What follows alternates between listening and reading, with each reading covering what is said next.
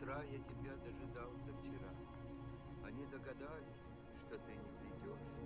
Ты помнишь, какая погода? On this part 4 of the in-depth analysis of Tarkovsky's Mirror, we shall continue our plunge into the Russian director's world as presented in his 1975 masterwork.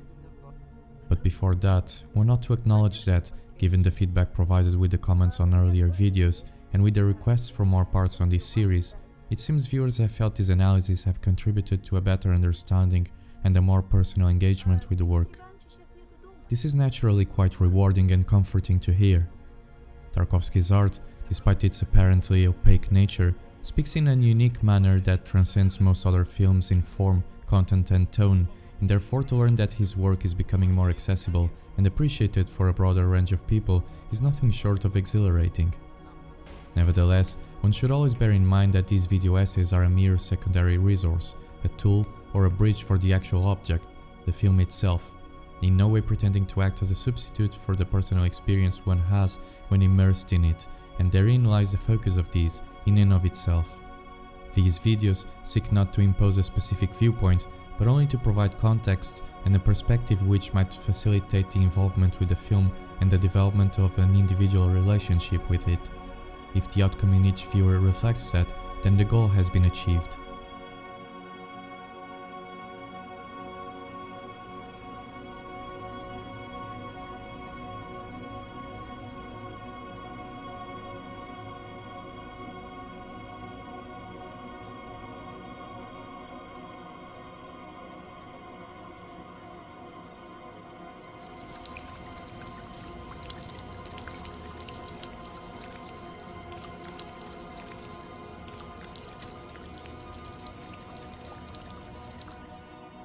Part 3 of the analysis closed with an interpretation of the first of the 4 poems by Arseny Tarkovsky present in the film.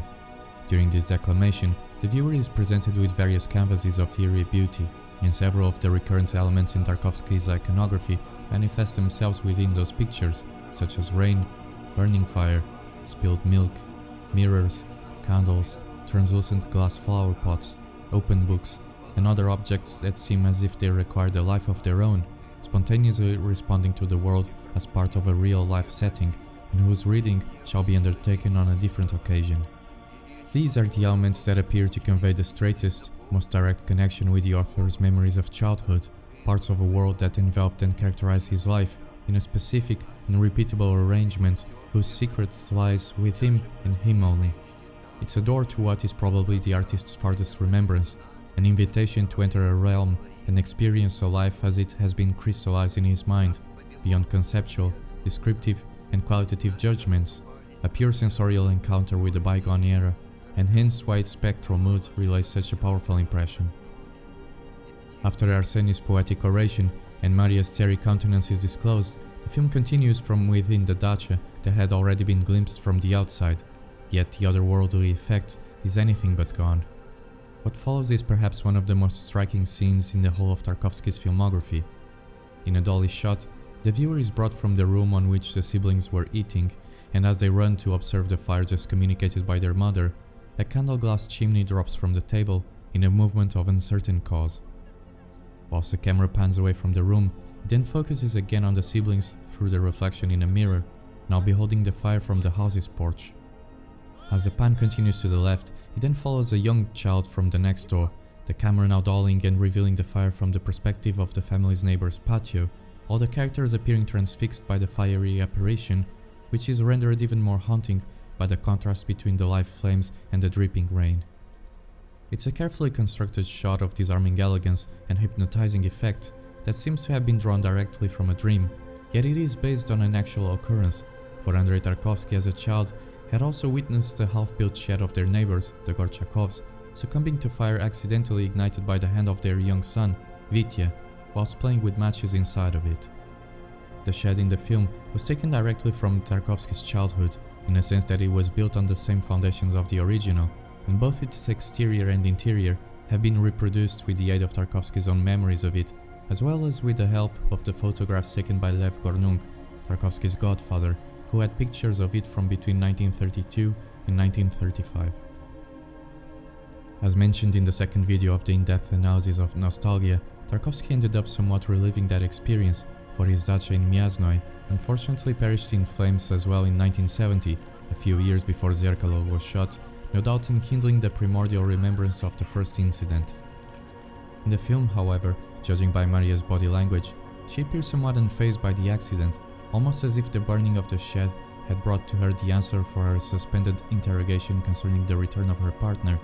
a thought possibly ascertainable by the destruction of the would-be structure. The fire then appears to evoke the sense of having this chapter in her life sealed, consuming the hope for Alexei's father to return, a somewhat bittersweet conclusion,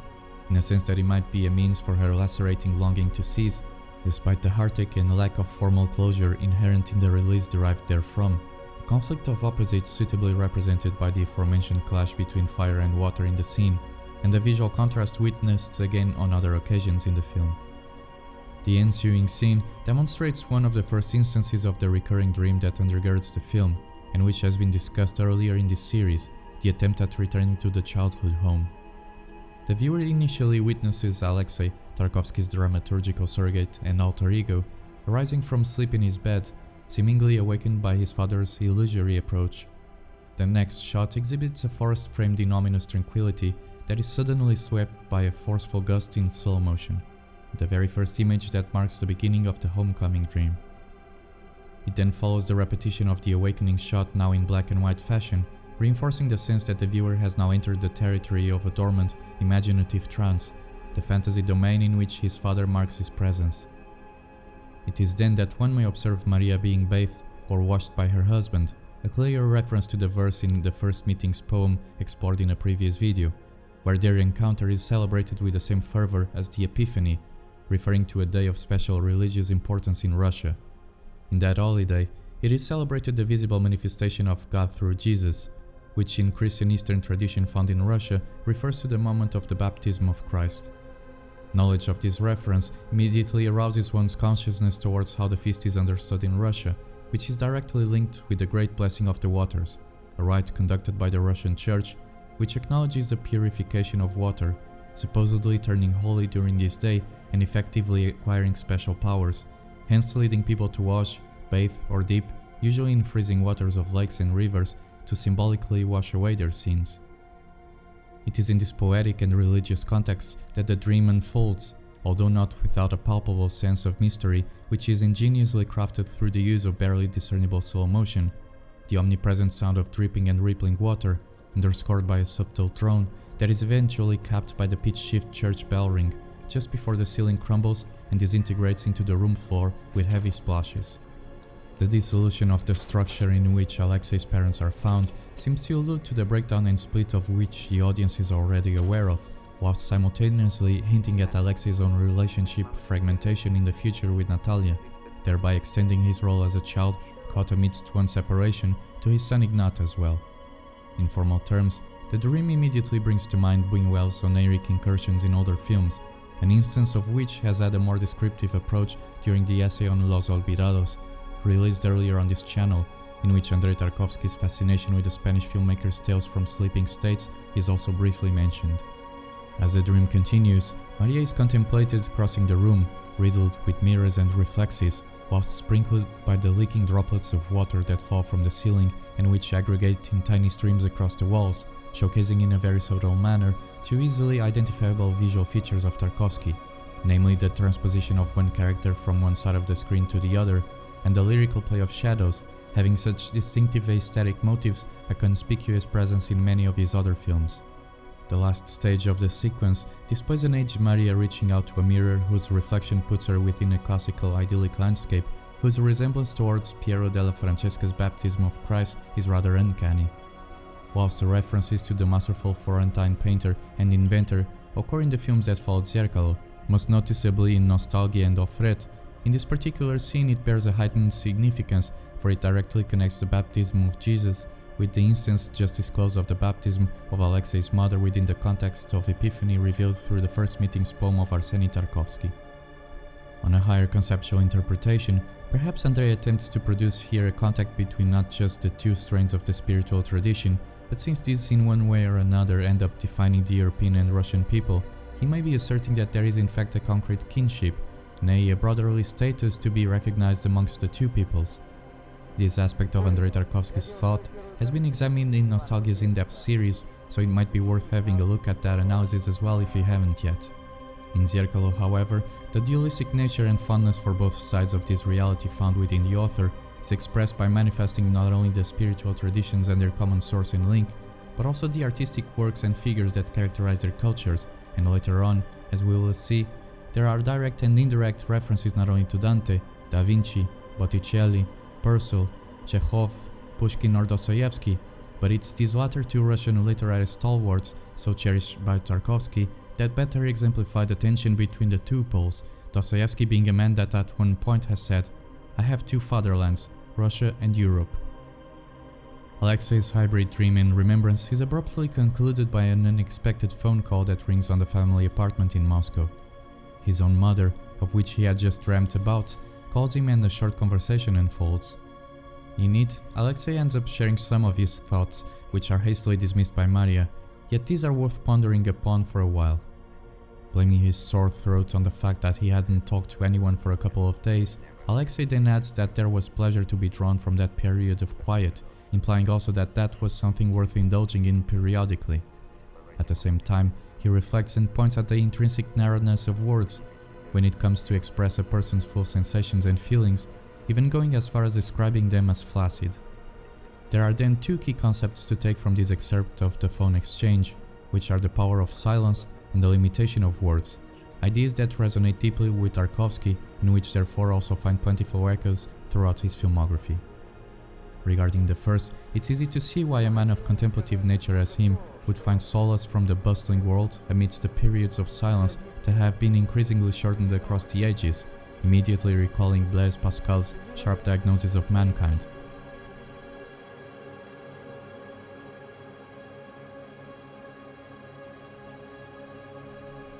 However, it would be reductive to look at silence merely from the perspective of a problem solver.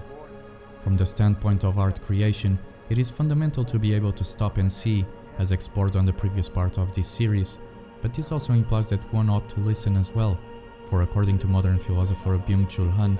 the gift of listening lies precisely in the capacity to pay profound and contemplative attention, one which is barred from the hyperactive ego of today. Only profound and contemplative attention is, in reality, capable of capturing the elusive, the unique, and fleeting. This is fundamental for Tarkovsky, who took the label of poet as more fitting to him than that of a filmmaker. Since poetry's essence can to a degree be described as such, in other words, to seize the images, moods, ideas and feelings that pervade our existence and experience, but that so often seem to pass by unnoticed, in a language that transcends ordinary means of communication, a concept explored in detail on the video essay on Peixoto's poetic masterpiece, Limit, a melodious language and of rhyming fashion even if based on free verse structure, indeed a song of the purest ilk, whose origin Khalil Gibran defines so beautifully in his famed work The Prophet.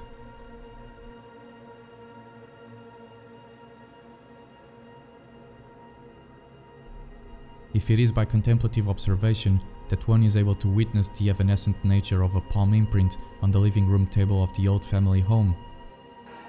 the slipping of a cloth from an old, broken-down cart amidst the country vegetation,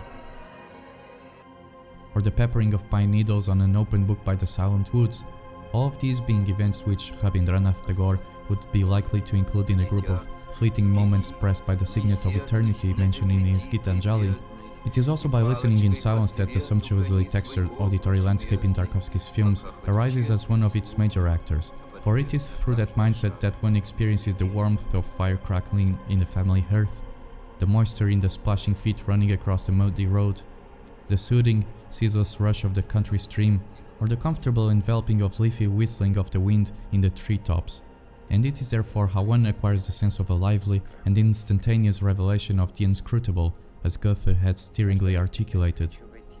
Tarkovsky writes in Sculpting in Time that rhythm in cinema is conveyed by the life of the object visibly recorded in the frame.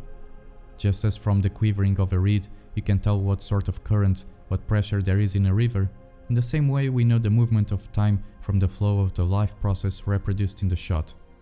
And indeed, the life of an object, an individual or event, has an auditory layer that is crucial for the depiction in its full splendor, and therefore for the rhythmicality of the shot, which Tarkovsky compares to how one feels a truthful word in a literary work. Now, regarding the indictment on words and their role, a theme often addressed by the author, take for example Tarkovsky's last film, The Sacrifice, in which the main character is a man who, according to Tarkovsky himself, has grown to hate the emptiness of human speech, from which he flees into a silence where he hopes to find some measure of truth. A man that at the end of the film falls silent as a final comment on the devaluation of words in the modern world. On Sculpting in Time, Tarkovsky mentions the circumscribed nature of words, in fact classifying the literary work as a vehicle for concepts, as a system of signs and symbols, but cinema, like music, allows for a neutrally direct, emotional, sensuous perception of the work. He also adds that one may talk of the idea of the image, describe its essence in words, but such a description will never be adequate. An image can be created and make itself felt. It may be accepted or rejected, but none of these can be understood in any cerebral sense. The idea of infinity cannot be expressed in words or even be described, but it can be apprehended through art, which makes infinity tangible. The absolute is only attainable through faith and in the creative act. And in here perhaps Gibran's insight on the prophet may be put to use again with much acumen.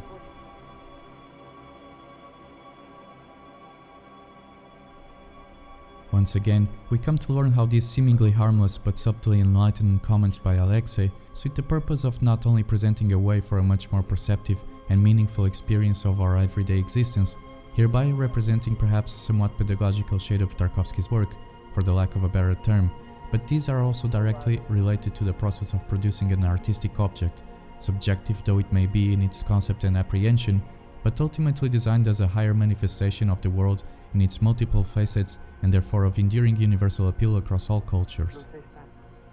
Portuguese existentialist, writer and essayist Virgílio Ferreira, in what is perhaps his most famous work, Apparition, expresses similar anguish towards the inadequacy of words to fully represent one's mind when he writes how difficult it is to explain myself still. In man, there is the wicked gift of banalization. We are condemned to think with words, to feel with words, if we want others to at least feel with us. But words are rocks. And by this he means that, much like Tarkovsky, he takes words to be unmalleable, concrete, petrified, definite, and therefore unable to represent something organic, evolving, alive, in constant whirling, as is one's mind. Similarly, a letter received by Tarkovsky after Zerkalo had premiered in Russia, which had been written by a young girl to her mother, was sent by the latter to the Russian director, and in it, the girl's insight is so clear and profound that it left Tarkovsky deeply impressed and persuading him to include a part of it on his book Sculpting in Time, revealing an apt understanding of the filmmaker's own perspective. We wrap our feelings in words, try to express in words sorrow and joy and any sort of emotion, the very things that can't in fact be expressed. There's another kind of language, another form of communication, by means of feeling and images. That is the contact that stops people being separated from each other, that brings down barriers. Will, feeling, emotion, these remove obstacles from between people who otherwise stand on opposite sides of a mirror, on opposite sides of a door. The frames of the screen move out, and the world which used to be partitioned off comes into us, becomes something real. Part 4 of this in-depth analysis of Tarkovsky's Mirror has now reached its end. Another chapter and the continuation of the series will take place in the near future. One must apologize for the time taken between each chapter, whilst being thankful for their positive reception amidst the community. The videos in this series in particular, their research, preparation, recording and editing are highly time-consuming and are mostly done during rare periods of free time, which don't appear as often as one would like, given that real life and work out there remains unaltered. Nevertheless, with patience, sooner or later, in faster or slower fashion, more videos will appear. In the meantime, feel free to explore other essays and uploads on the channel, and to like, comment, share or subscribe to the channel if you wish. Thank you very much, and I will see you next time.